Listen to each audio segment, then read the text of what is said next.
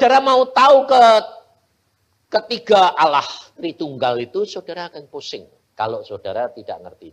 Tapi kita punya akal ini cuma sebatas kecil bakpo, jadi tidak bisa untuk ngerti. Cuma kamu akan ngerti. Nah, saya kasih gambaran. Allah kita itu 3 tapi 1. 1 tapi, jadi pribadinya berapa? 3 tapi, nah bagaimana bisa gitu? Bingung nggak? Nah, bingung nggak? Jangan bingung. Karena gini, nah, Roh Kudus itu 1 enggak? Tapi bisa masuk tempat kamu banyak enggak? Kenapa? Maha hadir. Nah, seperti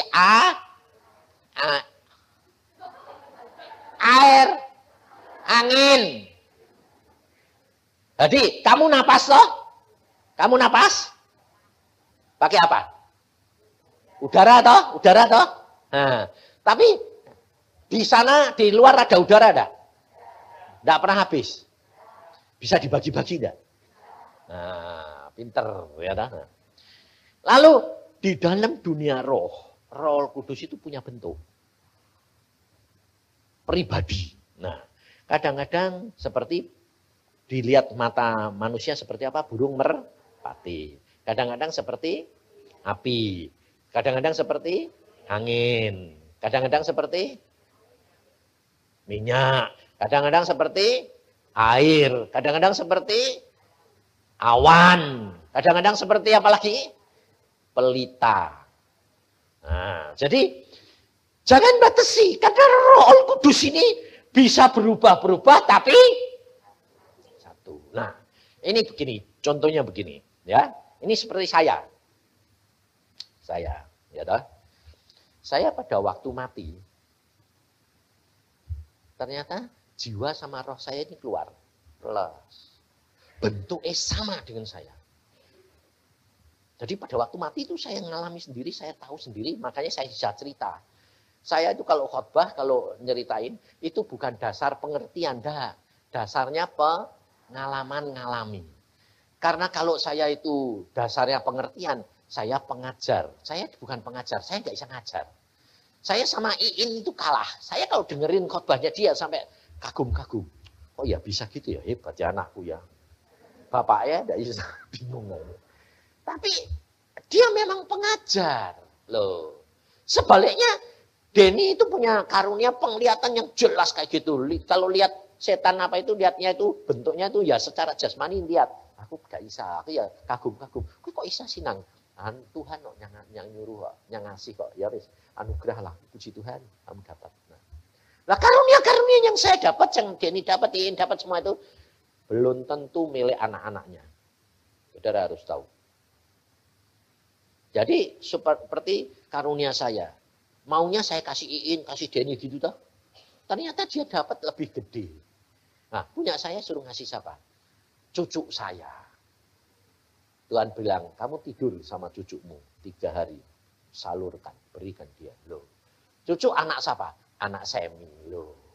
Sebaliknya punya Denny, Tuhan bilang, bukan punya anakmu. Itu punya anak Iin, Stephen, si Dodo itu. Loh. Aku bilang, loh, aneh-aneh sih Tuhan. Itu kan hakku, bukan milikmu. Jadi perhatikan saudara. Jadi belum tentu milik saya jatuh kepada anak saya. Belum tentu. Bisa jatuh kamu, bisa. Belum tentu itu haknya siapa? Tuhan. Maka dari itu saudara perhatikan.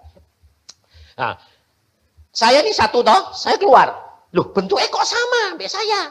Sampai aku bilang gini, loh kok persis? Loh Yusae 2. Padahal saya 1 apa 2? 1. Tapi ada yang bentuk lain, ada yang bentuk jasmani. Nah, saudara tahu Allah itu 1. Saudara ini dibentuk gambarnya siapa? Allah. Allah Bapak atau Allah Anak? Ayo. Allah Bapak. Nah, Yesus itu gambar siapa? Bapak. Persis kamu enggak? Persis. Ya toh? Punya hidung, punya matanya 2 enggak? 3 gitu toh? Sama toh? Ngerti enggak? Nah, Allah itu 1, Nah, ada ayat bilang gini enggak?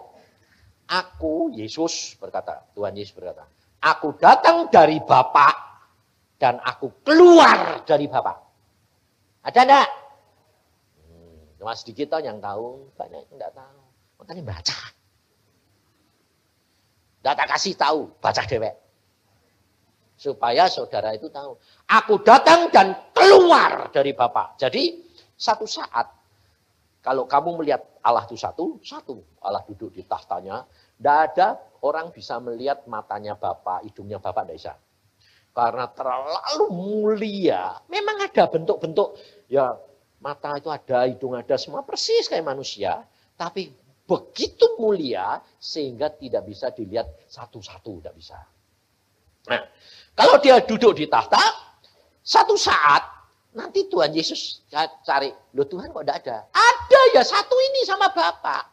Tapi satu saat Yesusnya itu keluar dari Bapa. Seret keluar. Loh, dua. Makanya ada ayat bilang gini toh. Aku berdiri di sebelah kanan Bapa. Dilihat siapa? Stefanus. Tapi biasanya selalu dia duduk di sebelah kanan Bapa.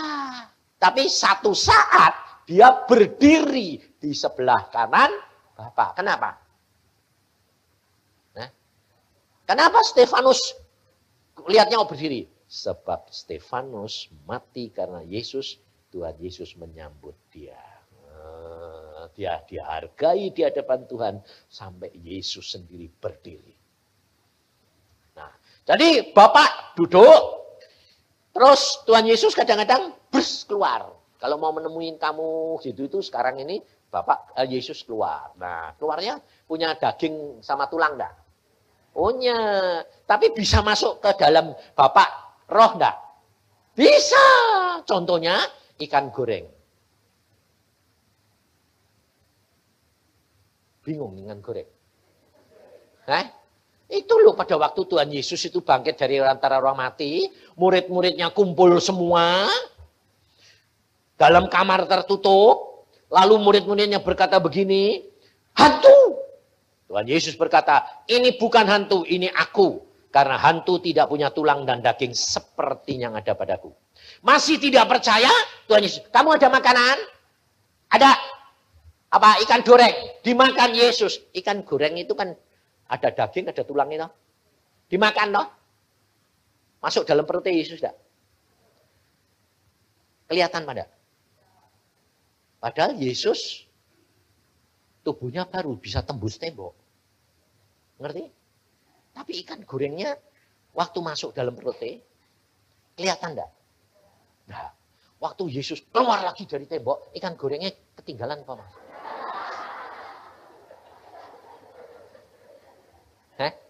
Loh, waktu Yesus keluar lagi tembus tembok, ikan gorengnya ikut Yesus atau ketinggalan mak keplok? Karena dia daging biasa, ikut pada? Ikut. Nah, itu Yesus itu punya tulang dan daging. Bapak itu roh, tidak punya tulang daging. Jadi Yesus contohnya kayak ikan goreng. Masuk ke tempat Bapak, plus bisa masuk enggak? Bisa. Nah, Roh Kudus itu bagian dari Bapak yang selalu meliputi dan yang ada di dalam Bapak dan di dalam Yesus. Jadi Roh Kudus itu bisa berbentuk macam-macam, tetapi kemana saja Yesus pergi, Roh Kudusnya ikut Yesus, tapi tetap di sana ada Bapak. Lalu pada waktu dia pergi, dia beri Roh Kudus kepadamu, makanya aku utus Roh Kudus untuk masuk ke dalam kamu. Jadi kamu dapat sebagian atau seluruhnya?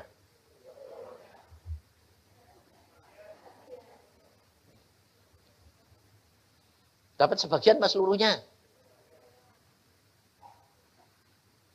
Jangan kebesaran perasaan.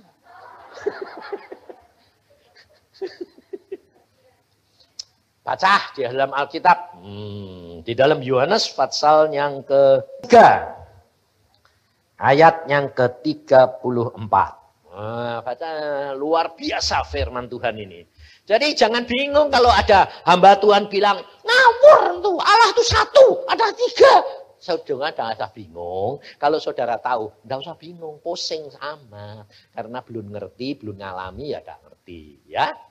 Yohanes 3 ayat 34. Sebab siapa yang diutus Allah, dialah yang menyampaikan firman Allah. Karena Allah mengaruniakan rohnya dengan tidak. Siapa yang dikasih karunia roh Allah yang tidak terbatas? Nah? Siapa? Siapa? Hah? Ya maksudnya itu baca Alkitab saya senengnya apa? Ribut gini. Yesus. Sebab kalau kamu baca atasnya.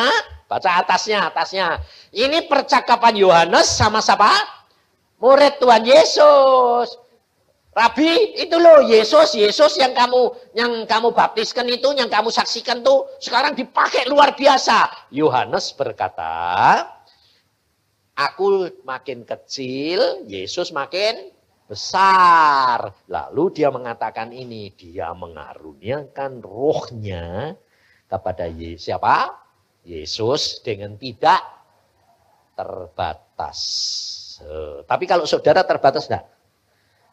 Terbatas loh. Tapi bagiannya sama enggak? Sama, asalnya sama enggak? Contohnya gini, saya punya roti gede. Saya kasih kamu segigitan. Ada yang bilang, Pak, saya minta sangat gede. Nah, ya nah. Itu rotinya sama enggak? Tapi bagiannya lain-lain, sama dengan saudara. Rohnya sama, Roh Kudus yang ada di dalam diri saudara dan yang ada di dalam Yesus. Tapi beda enggak? Beda. Beda apanya? Gedenya sama kecil. Bahannya semua sama, tapi beda. Nah, lalu saya tanya, Yesus sama Bapa sama Roh Kudus, yang beda apanya?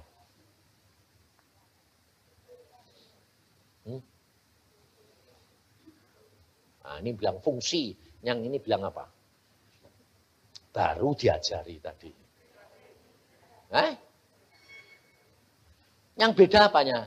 Bapak tidak ada tulang dan tapi Yesus punya. Nah, Roh Kudus punya tulang daging enggak? Loh, makanya nanti kalau saudara nanti pulang ke surga sampai sekarang ini, Roh Kudus bisa menyerupai Yesus enggak? Bisa. Jadi Yesus, kalau kamu dapat penglihatan, Yesus datang, itu belum tentu pribadinya Yesus yang pulang daging dan tulang. Itu bisa siapa? Roh Kudus. Kalau Yesus sendiri yang datang punya daging dan tulang, bisa dijamah enggak? Bisa. Tapi biasanya ada Yesus, bawa gini ke, hilang. Atau enggak kena. Karena dia Roh Kudus. Nah, bahan, kamu ini bahannya dari apa?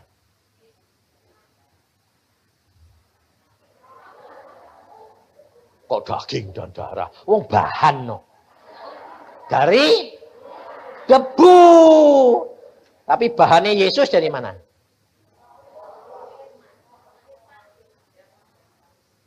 Ya. Bahannya Yesus dua. Ada yang dari debu, karena dia dikandung Maria. Punya daging dan tulang seperti kamu enggak? Nah, bahannya Yesus itu ada debu, ada bahannya Bapak. Nah, bahannya Bapak apa? Roh, bentuk tubuh tapi roh. Sebab Yesus berkata apa? Aku datang dan keluar dari Bapa. Nah, kalau kamu diciptakan. Yesus diciptakan enggak? Baca Alkitab. Supaya jangan bingung. Makanya itu nanti kamu akan ngerti. Coba Wahyu. Tapi kalau kamu ngerti, saya minta tidak boleh dibuat perdebatan. Kalau kamu dibantah, diem. Jangan sok pinter. Sebab keminter Tuhan ndak seneng. Wahyu 3 ayat 14. Ayo. Dan tuliskanlah kepada malaikat jemaat di Laodikia. Inilah firman dari Amin, saksi yang setia dan benar, permulaan dari ciptaan. Jadi Allah dicipta enggak? Yesus dicipta enggak? Hah? Nah, betul enggak? Saudara tahu. Karena dia punya bahan dua toh. Bahan debu dan bahan roh. Nah, yang ditulis di sini permulaan ciptaan itu bukan bahan debu. Itu bahan roh. Nah, lalu bagaimana keluarnya? Aku keluar dari Bapa.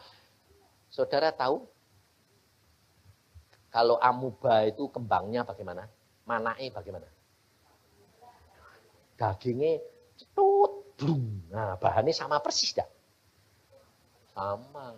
Kamu sama bapakmu persis dah bahannya. Ayo tak tanyai saya. Kamu sama bapakmu bahannya sama enggak? Beda. Kenapa? Karena ada ibumu. Oh, saudara dan saya itu ada ibune. Bapak ibu, mosok jadi dewean ana bapake to. Enggak bisa toh. Bapake mana? Enggak ada. Ibune mana dewek? Ada Yesus. Tapi bahannya saudara itu sama bapakmu sama enggak? Kamu adalah terjadi dari dua bahan. Bahannya papa sama makanya watakmu. Watake bapak apaan mama? Campuran. Kalau banyak bapake, ya modelnya kayak bapake. Kalau banyak ibune, modelnya kayak ibune. Tek setengah-setengah. Ya kadang-kadang sana. Ngerti saudara? Nah, sekarang Yesus itu bahannya, dia pada waktu keluar dari Bapa, diciptakan Bapa. Itu karena Bapa itu yang mula-mula, dia tidak punya nama, aku adalah aku, tidak ada yang ngasih nama. Dia yang permulaan. Nah, setiap bangsa manggil dia punya bahasanya sendiri-sendiri. Nah, dia pada waktu sendirian itu, dunia belum ada, setan belum ada, sembarang belum ada.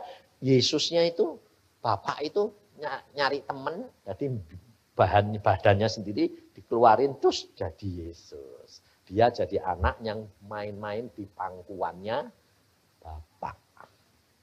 Nah, ngerti? Dan dia anak kesayangan. Nah, di dalam Amsal 8 ayat 30, aku, kata Amsal ini, sebetulnya yang disebut aku ini hikmat. Hikmat ini Yesus. Aku adalah sertanya sebagai anak kesayangan. Setiap hari aku menjadi kesenangannya dan senantiasa bermain-main di hadapannya.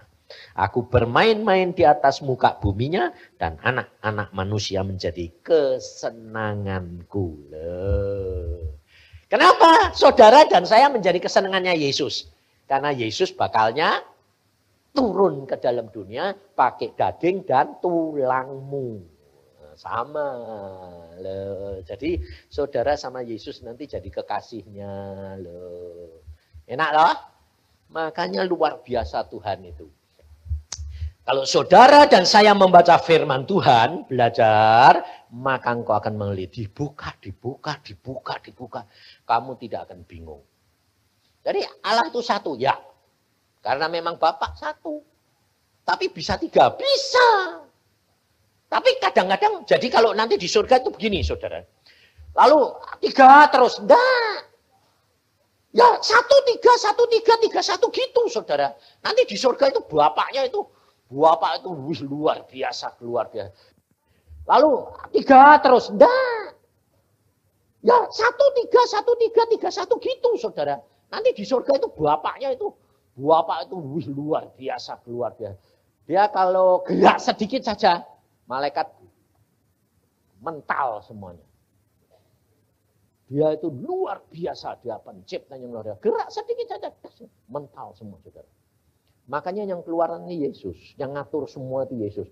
Dan kalau Yesus itu nanti nemuin saudara jalan-jalan, dia lihat semua itu, semua nyembah dia, muji dia itu enggak kayak Bapak dong.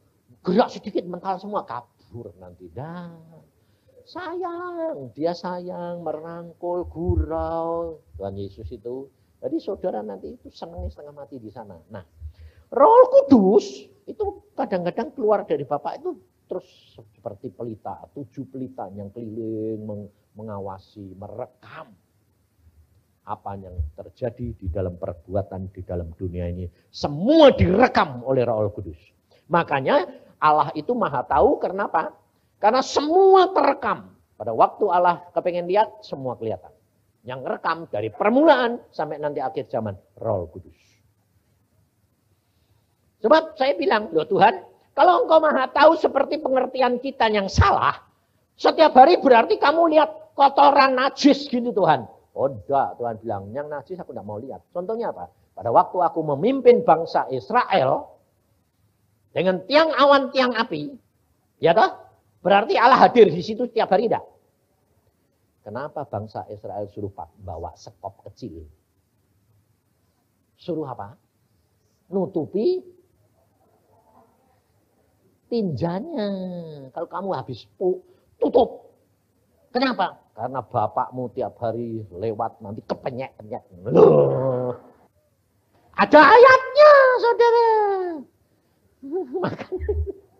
Nah, kalau maha tahu langsung meskipun ditutupi lihat enggak?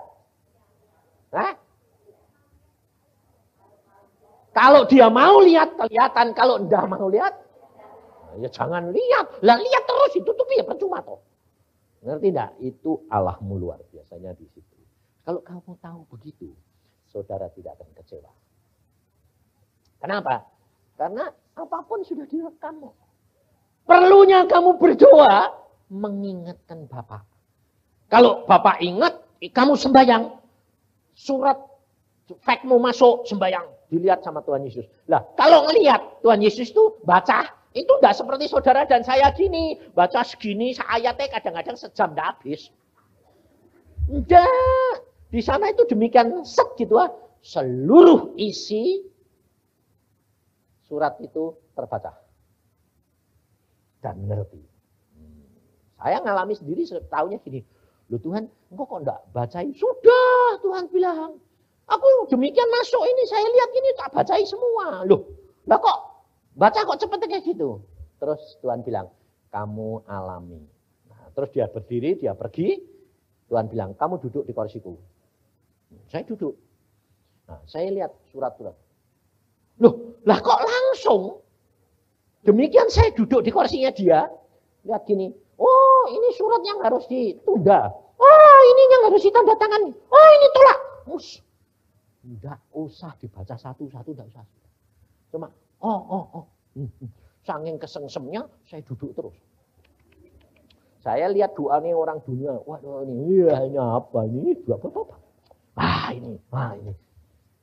Tuhan ini sudah berdiri di samping saya gini. Tuhan, luar biasa. Hebat. Ini loh Tuhan yang segera tanda tangan ini ditolak Tuhan. Ini dibuang. Yang buang ya sudah buang. Loh, Tuhan belum lihat. Aku sudah lihat. Kamu kan sudah lihat ini perlu dibuang. Buang aja. Tapi karena saya kesengsem, saya duduk terus. Hebat ya. Ini Tuhan, ini Tuhan. Tuhan ini enggak bilang gini. Ayo cepat kamu berdiri, ini mau tanda-tanda ini. Enggak. Dia mesem gini. Iya. Hebat ya Tuhan. Tapi saya pikir kok mesem kok hamba. Sadar saya, lah tempat duduknya tak duduk ini. Lah ya nenek. Terus saya bilang, oh maaf. Silahkan duduk Tuhan. Tuhan jawabnya apa? Baik, kalau kamu ngerti. Nangis aku saudara. Tuhan, engkau kok lembut. Engkau kok rendah hati. Tidak pernah marah kayak salah gitu. Aku ngerti engkau itu daging terbatas. Kamu sedang di sini sedang kesengsem, senengnya setengah mati. Baru lihat ini saja sudah setengah mati senengnya, tidak habis-habis. Apalagi kamu nanti lihat kerajaanku, saudara. Luar biasa. Makanya saya terus terang saudara, saya itu kalau cepat-cepat minta pulang itu bukan karena karena apa? Lelah, capek, enggak. Karena apa? Rindu tinggal bersama dengan Tuhan. Kan di sana itu waduh enaknya luar biasa. Tapi Tuhan berkata, kamu selesaikan yang di dunia. Waktu saya umur 60, Tuhan berkata, sudah selesai. Wah saya senangnya setengah mati. Puji Tuhan, sudah selesai. Tuhan bilang, aku mau kamu tambah. Loh, kan targetku cuma 12 Tuhan. Iya, kamu lulus dan kamu sudah menyelesaikannya dengan baik. Karena kalau kamu melakukan pekerjaanku dengan segenap hati, segenap pikiran, dan kekuatan. Saya tak tahu dulunya bagaimana saya bisa sampai. Tuhan berkata, setiap pekerjaan yang aku berikan kamu di dunia, baik ibu-ibu masak, baik ibu-ibu jadi ibu rumah tangga, lakukan dengan segenap hati. Baik kamu menjadi suami atau menjadi istri, lakukan dengan segenap hati. Itu pekerjaan Tuhan. Jangan nuntut. Engkau akan melihat kemuliaan Tuhan. Selesai. Kalau selesai Tuhan berkata apa? Aku mau kasih kamu bonus. Dengan cara apa? Naik ke tingkat lebih tinggi. Saya masuk ruangan itu kaget saudara. Kenapa? Ruangannya gede, bagus. Isinya cuma berapa gelintir orang.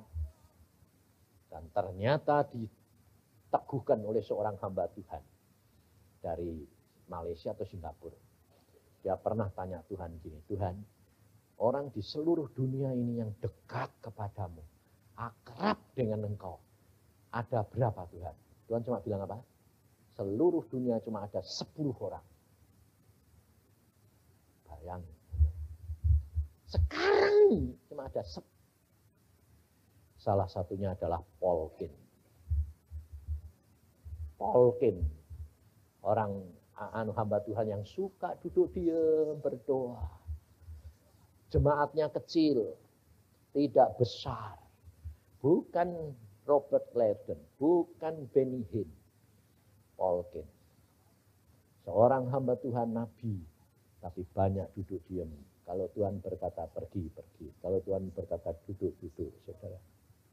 Lalu dia berkata, oh salah satunya, apa lagi Tuhan? Ini. Terus di Asia ada enggak? Ada. Tapi Tuhan dia enggak berani nyebut sapanya. Ada 10, cuma 10 orang yang paling dekat dengan aku. Ada tahu? Kita kerap kali tidak tahu. Tapi saudara dan saya punya hak yang sama. Kasihnya Tuhan sama.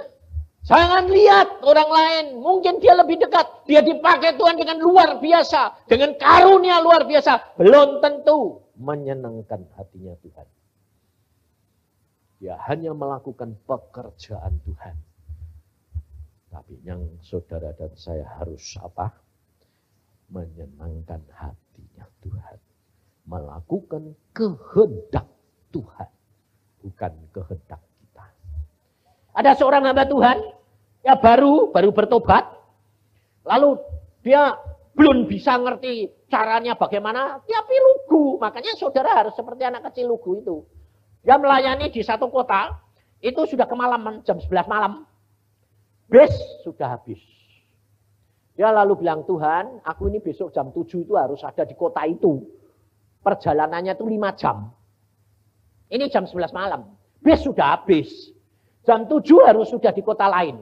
Perjalanannya naik bis itu 5 jam. Lalu dia keluar habis pelayanan. Nah, karena pelayanannya terlalu lama. Orang semua kagum dan minta tolong. Ya dia terlalu tidak bisa nolak. Karena ini ya perempuan. Biasa kalau perempuan itu tidak bisa nolak. Karena apa? Melayani maupun segala berdasarkan apa? Perasaan.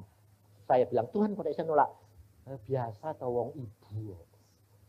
Ibu itu tidak bisa nolak di anaknya. Oh gitu, kasih seorang ibu. Oh ya, kalau gitu baik ya Tuhan, baik. Tidak apa-apa. Jadi tidak tak salahin. Kalau ibu-ibu begitu tidak salah. Jadi biasa. Nah, jam 11, aduh sudah tidak ada apa-apa. Lalu dia bilang, Tuhan, aku ini harus sampai di sana besok. Piye Tuhan, ini sudah jam 11 malam. Tidak ada kendaraan Tuhan. Ada bajai. Bajai itu loh. Tahu bajai itu? Yang itu satu orang penumpangnya ya, 2 orang teman. Gitu terus. Enggak ada ya bajai lumayan lah supaya nganter sampai ke Stanplat, siapa tahu ada omprengan. Jadi dia stop turun. Tolong ya Pak, antar saya ke Stanplat. Bapak bilang gini, mau pergi kemana? Wong Stanplat juga sudah kosong. Loh, saya itu harus sampai ke kota itu, Pak. Lah ya sudah, tahu tak antar aku. Dia melongok. Lah pakai bis saja 5 jam. Pakai bajai berapa? Itu. Enggak sampai. Ya toh, bajai larinya kan. Kere. Tapi dia bilang, lumayan daripada nurut aja dia masuk. Ya sudah, antar aku, Pak. Bajai ngebut. Saudara tahu, jam 2 sudah tiba di tempat. Aduh, kaget. Ini sudah di kota itu. Kamu tidur di mana di sana? Ya, waduh, loh, bajai ini kok bisa ngebut, Pak? Lalu dia bilang, ini bukan bajai biasa. Dari mana, Pak? Kamu kenalkan aku. Aku ini Petrus.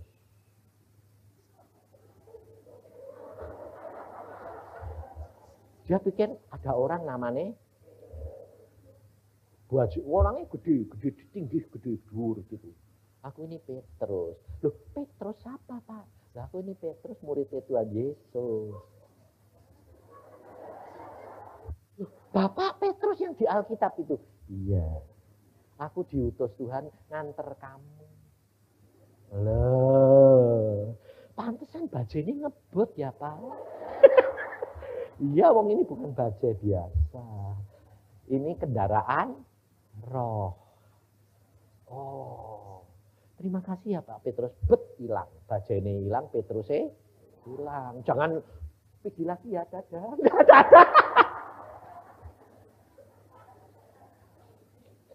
Udah nganter, kenalkan diri. Aku ini Petrus. Saudara tahu? Petrus murid kepala Tuhan Yesus. Diutus ke dalam dunia untuk mengantar anak-anaknya. Alkitab berkata, Paulus berkata, siapa tahu kamu memberi tumpangan kepada malaikat-malaikat. Ini satu fakta. Ini bukan teori. Ini bukan khayalan. Bukan penglihatan. Dia mengatakan, aku ngalami sendiri, daging. Aku duduk di bajai itu, goncang setengah mati. Tapi ngebut cepat, tahu-tahu sudah sampai keluar Petrus. Salaman. Saudara, Roh Kudus mengawasi kamu. Dan setiap perkataanmu doa, ini perempuan ini doa tidak masuk kamar. Di tengah jalan, tengah malam, sendiri. Dia bilang, Tuhan, aku harus sampai sana. Aku tidak mau mengecewakan anak-anakmu di sana. Tuhan berkata, pergi. Satu orang petani, saudara, bawa sapi. Pergi ke kereta api. Pak, kereta apinya sudah berangkat, Pak. Ketinggalan. Loh, aku ini mesti nganter sapi ini sampai di kota itu. Besok saya didenda ini, marah tuan saya. Tapi tidak ada, Pak, kereta api. Sudah tidur dia di stasiun. Capek toh jalan, udah. Dia bilang, Tuhan, aku lelah. Aku tidak bisa menyampaikan ini. Ini pekerjaanku. Aku mengecewakan Tuanku. Aku mengecewakan mereka. Ampuni ya Tuhan. Aku bisa jalan. Aku naik sapi di jalanku ya sama oh Tuhan. Tak naik ya sapi ini jalan ya kletuk sama. Jadi tidak bisa cepat, saudara tahu. Dia kelelahan tidur. Bangun pagi, siapa tahu ada kereta api. Dia balik lagi, saudara. Pak, mau pergi ke kota itu. Kepala stasiun, orang stasiun bingung. Kamu mau kemana? Mau ke kota ini. Nah ya ini kota itu. Loh Pak, aku ini dari sini mau ke sana. Lah kamu ini di mana? Ya di kota yang saya asalnya. Nggak, ini kota di mana kamu mau tuju. Masa? Tulisannya kota itu, saudara. Dia bilang, loh aku sudah di sini. Loh saya ini sudah datang ya, sudah tahu nganterin sapi ini. Saudara tahu? Ya sedang tidur, digotong Tuhan sampai digotong. Apa enggak itu tidur di hadirat Allah? Ngerti saudara? Bagi Tuhan tidak ada barang yang mustahil. Jangan batasi kuasa Allah. Yang Tuhan mau saudara dan saya melakukan, belajari Alkitab. Lakukan bagianmu. Waspada. Karena Tuhan berkata, aku memilih satu. Kalau ada 2 syukur, kalau ada 3, 4. Penjaga di menara. Untuk menyelamatkan keluarganya. Saudara tahu, saudara dipilih. Jangan membatasi, aku tidak punya apa-apa.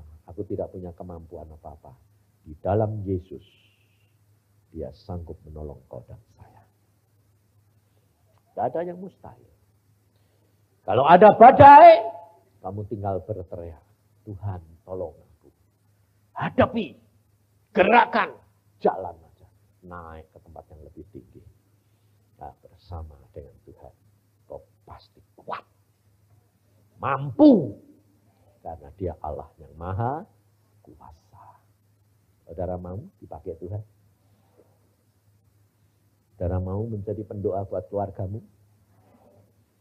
Kamu mau pikul salib? Nah, begitu dong. Mau. Karena itu, kalau kamu pikul salib saudaramu, salibmu dipikul Yesus. Dan kamu akan selesai semua bawa. Sehingga nanti kamu pulang ke surga, saudara, nanti banyak yang nyambut. Nanti berkata, terima kasih ya, kamu dulu yang mengingatkan aku. Kamu, waduh luar biasa. Saudara, kita akan bersuka cita. Karena kita melakukan bagian kita, bukan melakukan bagiannya orang lain. Dan nama Tuhan